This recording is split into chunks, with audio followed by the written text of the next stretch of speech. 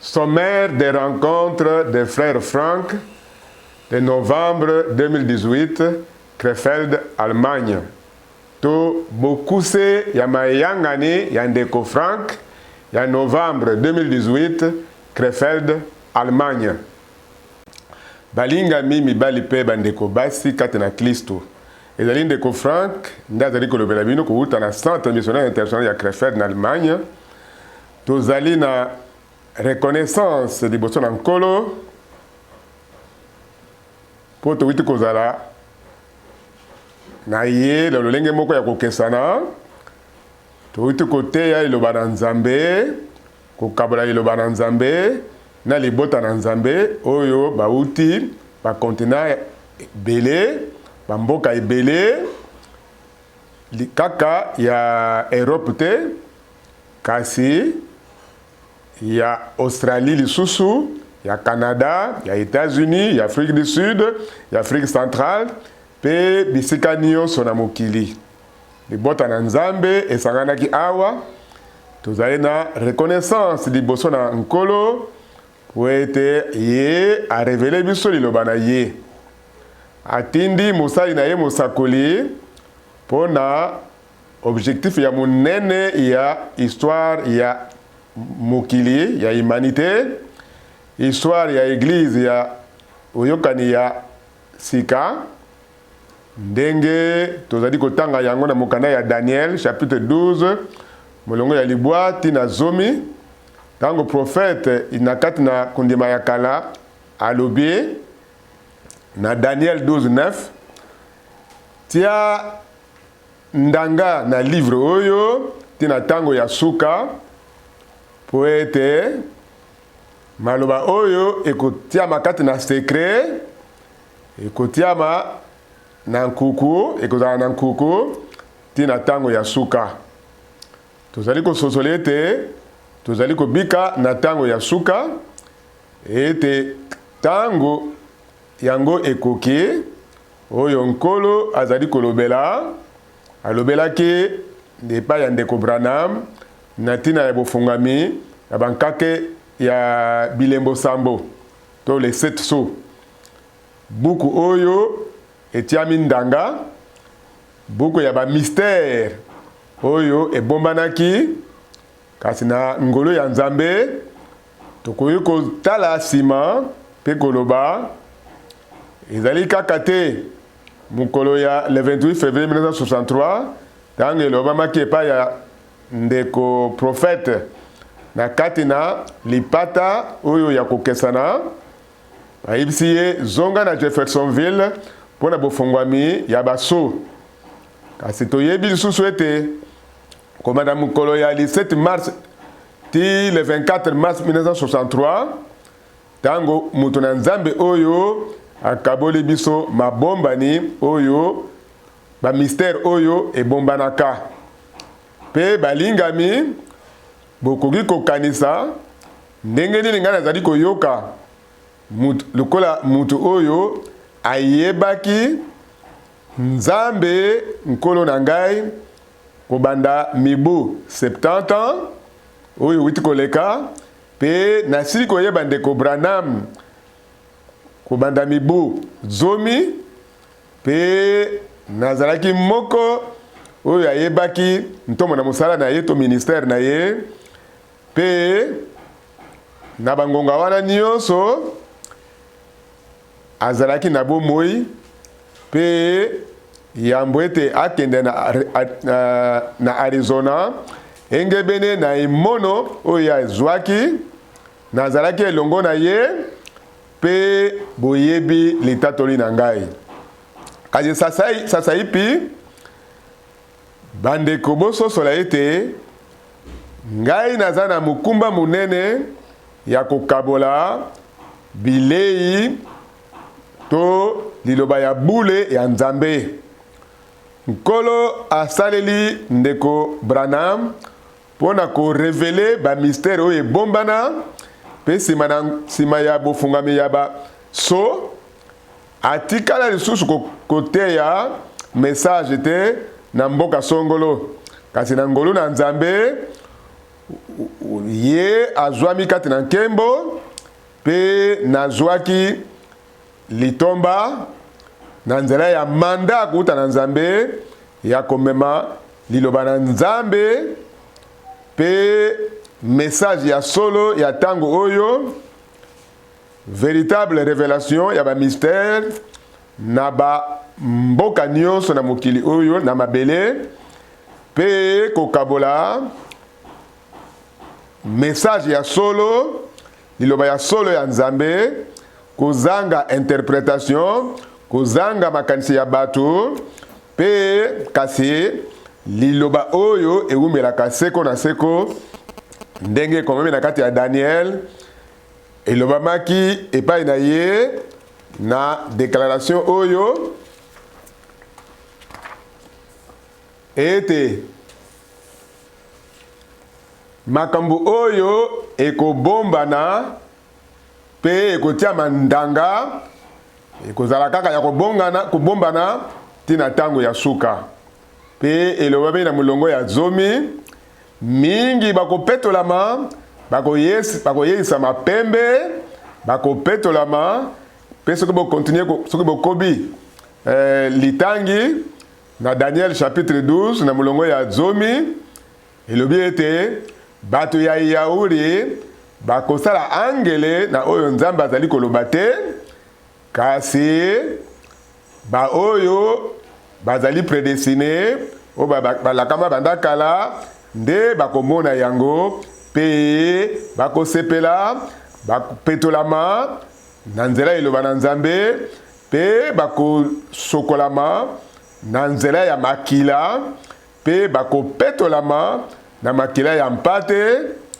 masumu na bango ekolibisama bakobulisama kati na liloba na Nzambe pe soki tokobi kotanga na mukanda ya Ephésiens chapitre 1 mulongo ya zomi na misato tozali kotanga na tina ya kotia mandanga ya molimo musantu elobami boye kati na ye bino pe sima na koyoka liloba ya solo ezali kaka sango malamu te kasi balobi sima ya koyoka liloba oyo ezali révélé oyo efungwami sima na bino koyoka liloba ya solo oyo ezanga lokuta kati na solo ndimbola moko te enseignement moko ya lokuta te oyo ezwami kati na liloba na Nzambe Biblia eyebi doctrine ya baame mibale te eyebi doctrine ya parousie te eyebi doctrine ya basete tonnerre te Biblia eyebi makambo nyonso wana ya lukuta te baenseignement ya lukuta oyo ezali kotambola ya yebi yango te Biblia ezali nde liloba ya Nzambe amen soki bondimi kaka oyo Nzambe azali koloba kati na liloba na ye bokozala bato oyo batiami ndanga soki bondimi kaka bobele ndimbula bandeko na pesi bino ya solo na yebisi bino ya solo na nkombo na nkolo Yesu Kristo bokotikala kozwama kotiama ndanga te Nzambe akotikala ata mukete kotia ndanga na libunga bandeko bozali kolanda ngai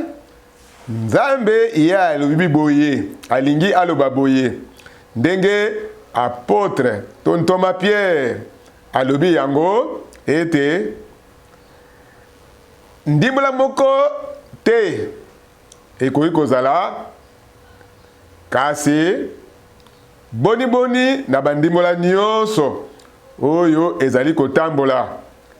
bobosana yango bozonga na Nzambe bozonga liloba na Nzambe po ete sikawa tozali kokoba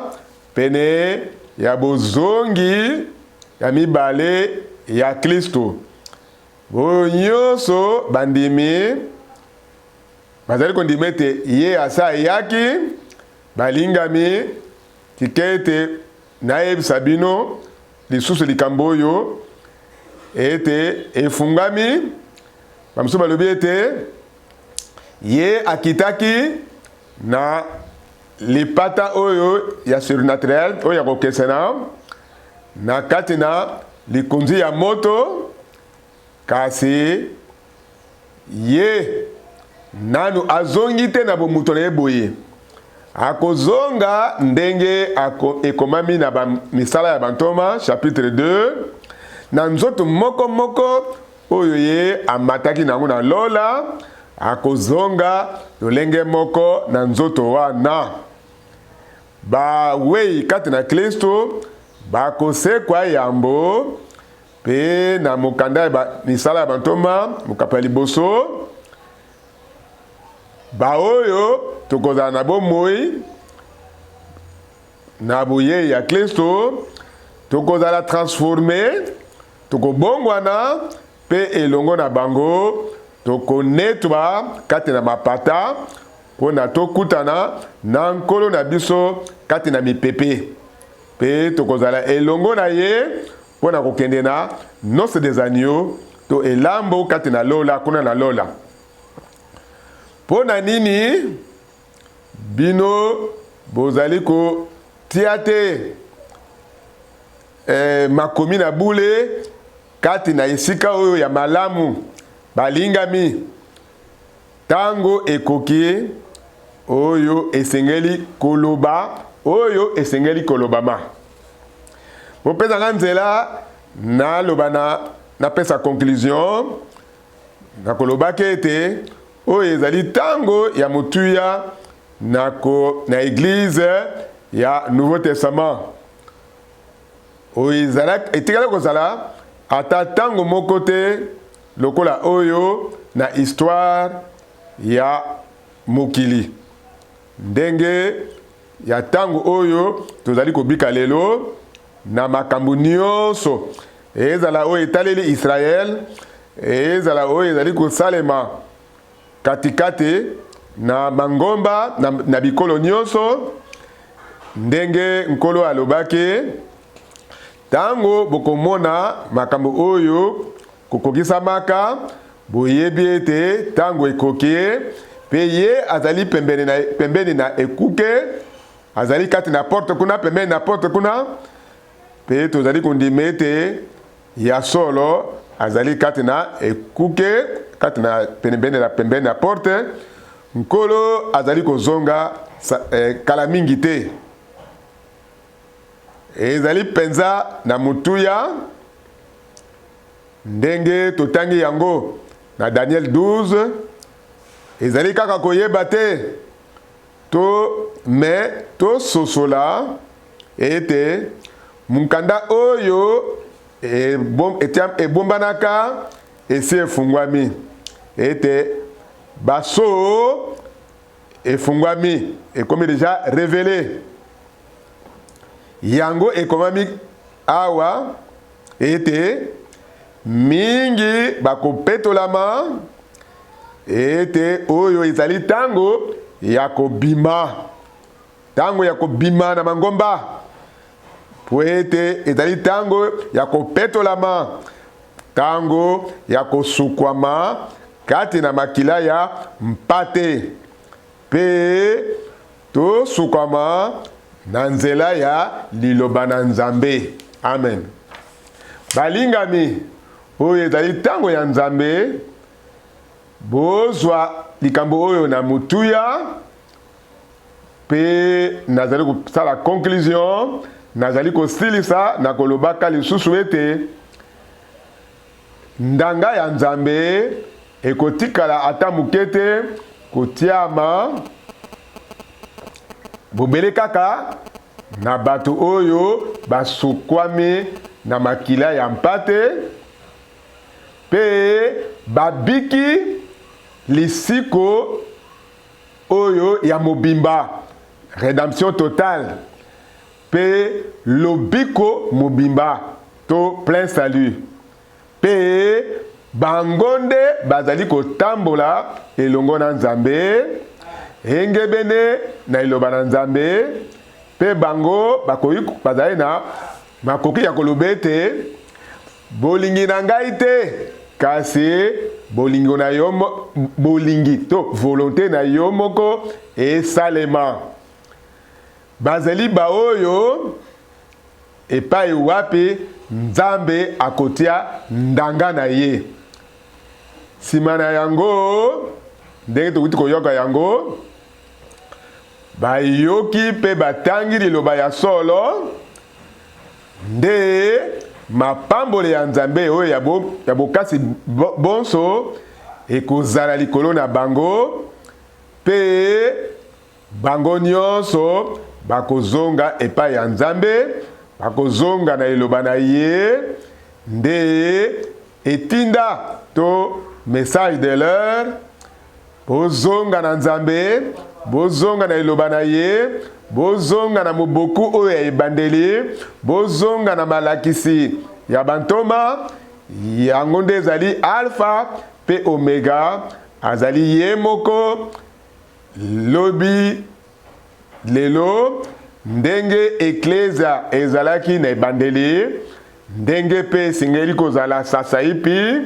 kati na restauration ya solo sima na ngonde suka ekoya ndenge ezalaki na ebandeli. Tika ete mapamboli ya Nzambe oyo ya bokasi bonso ezala likolo na bino,